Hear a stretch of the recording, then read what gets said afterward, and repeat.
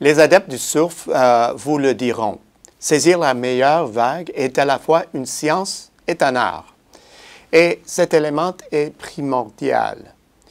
Il en va de même des vagues du paysage économique. Les fortes vagues peuvent nous prendre par surprise, mais les entreprises, les industries et les nations prospères ont la capacité de prévoir correctement leur apparition et de se placer de façon à profiter aussi des meilleures vagues. De nombreux observateurs des marchés s'efforcent de prévoir le moment où montera la vague mondiale d'investissement qui accompagne généralement les reprises. Le Canada est-il bien placé pour saisir la balle au bond? Cette fois-ci, déchiffrer le mouvement des vagues pourrait se révéler plus difficile. En effet, en temps normal, on détecte une foule de signes annonciateurs de cette imposante vague. En règle générale, on note une montée de la croissance du PIB qui est suivie d'une progression de l'investissement survenant avec un décalage de 6 mois à 2 ans. Ce décalage s'explique par le fait qu'il existe habituellement beaucoup de capacités excédentaires lorsque l'économie parvient enfin à redémarrer. Dans la conjoncture actuelle, la reprise différée a suscité une certaine réticence à investir, si bien que les entreprises ont d'abord cherché à utiliser leurs capacités excédentaires. Pourtant, l'intensification de la croissance, qui est confirmée par l'augmentation du nombre des commandes, renforce un besoin plus immédiat d'investissement. Et la vague d'investissement devrait sans doute s'intensifier très rapidement cette fois. Les investisseurs avertis se mettront alors en quête de destinations d'investissement de choix. D'entrée de jeu, les entreprises souhaitent d'implanter sur des marchés où règne un bon climat des affaires. À ce titre, le Canada figure invariablement parmi les pays dominant le palmarès grâce à la qualité de son contexte économique et institutionnel. Cette situation s'est accentuée lors de la crise et la période de l'après-crise en raison de la résilience de nos secteurs budgétaires et financiers, ainsi que par notre capacité à maintenir une croissance intérieure supérieure. Alors que les autres économies pâtissaient, le Canada attirait d'importantes entrées d'investissement. Les entreprises sont en quête d'un endroit où il est bon de faire des affaires, mais pas seulement.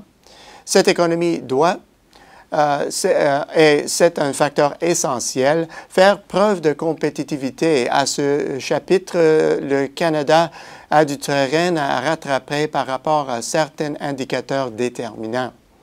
La productivité du Canada est depuis longtemps un sujet de préoccupation. L'envolée du dollar canadien au cours de la dernière décennie a exercé des tensions considérables sur les entreprises pour qu'elles adaptent leur processus uniquement pour demeurer concurrentielles. Mais il y a eu des répercussions. Le secteur automobile dans la région du sud-ouest de l'Ontario n'a pas réussi à attirer des investissements nets, nouveaux et substantiels depuis déjà plusieurs années, ce qui a soulevé des inquiétudes quant à la pérennité à long terme des usines d'assemblage et des pièces dans la province. Les entreprises prennent aussi en compte d'autres facteurs. L'accès à la main-d'œuvre, tout particulièrement une main-d'œuvre très qualifiée et hautement productive, figure en tête de liste. Le Canada ne connaît pas dans l'immédiat de problèmes à cet égard, mais il existe des pénuries imminentes, notamment dans les secteurs axés sur une forte main-d'œuvre susceptible de préoccuper des investisseurs potentiels.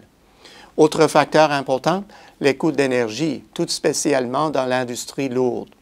Il est vrai que le Canada est riche en ressources énergétiques, mais le coût des services est un élément prépondérant que l'industrie suivra de près. La disponibilité des infrastructures est un autre sujet d'inquiétude.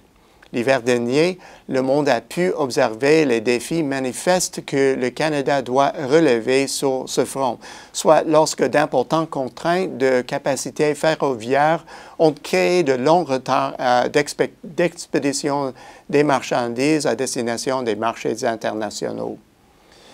Les investisseurs potentiels portent aussi un intérêt particulier aux perspectives budgétaires des divers pays où ils envisagent d'investir.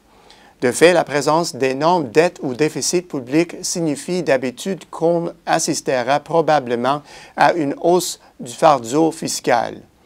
Les pays mieux gérés sont perçus comme plus attractifs, présentant des perspectives fiscales plus favorables et plus susceptibles d'offrir aux investisseurs des incitatifs pour qu'ils choisissent d'investir dans la région et d'y rester. L'aide aux entreprises est parfois un sujet épineux, mais les mesures d'attraction de l'investissement sont devenues une réalité des économies modernes et même si ces mesures ne cadrent pas avec l'idéologie dominante, elles constituent un autre facteur contribuant à la création de règles du jeu uniformes dans la dynamique commerciale mondiale. On pourrait s'entendre encore sur la question de l'investissement et notamment sur la dotation en ressources, la réceptivité à l'investissement, les secteurs qui se livrent concurrence dans un même pays. J'espère que cette liste de facteurs sera utile au moment d'examiner cette évolution imminente. Au bout du compte, le Canada présente un formidable potentiel et une grande visibilité à l'échelle mondiale dans la foulée de la vague mondiale d'investissement.